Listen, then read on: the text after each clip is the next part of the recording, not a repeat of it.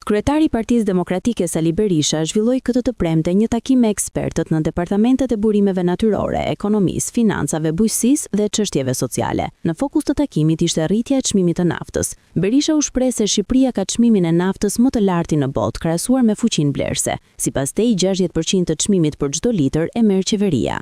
Në një kohë kur çmimi i naftës apo litra e naftës në Gjermani ju kushton gjermanëve 1,2% të ardhurave ditore të tyre,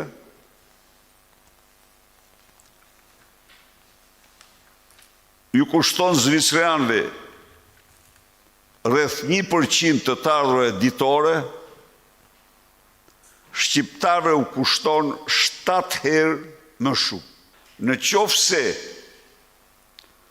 marrim çmimin e naftës me atë që quhet fuqi blerëse,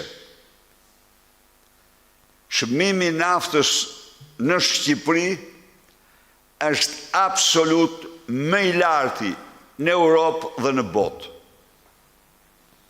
60% të çmimit të naftës përbëhet nga ngarkesa e qeverisë, nga ajo që qeveria u merr qytetarëve për çdo litër.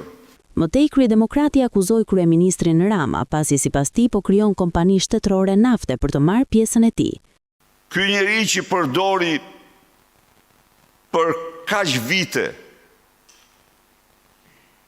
Agjencinë e Shoqërisë Informacionit si kopsht e tij privat dhe pasi shpërtheu skandali, tani do të krijojë kopsht puset private të kopshtit të tij me naftë.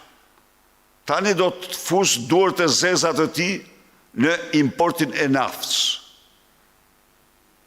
Do të gjejë një rgysa gaz tjetër, ta ngarkoj dhe të krijojë ndërmarrjen shtetërore. Do futet në treg për të marrë të njëjtin çmim, po për të vjedhur sa më shumë, për të marrë një llog të madh për veten e tij dhe njerëzit që do emërojnë. Ndër të tjera, Berisha theksoi se Partia Demokratike do kërkojë përgjysmimin e ngarkesës fiskale mbi naftën dhe hetim për autoritetin e konkurrencës.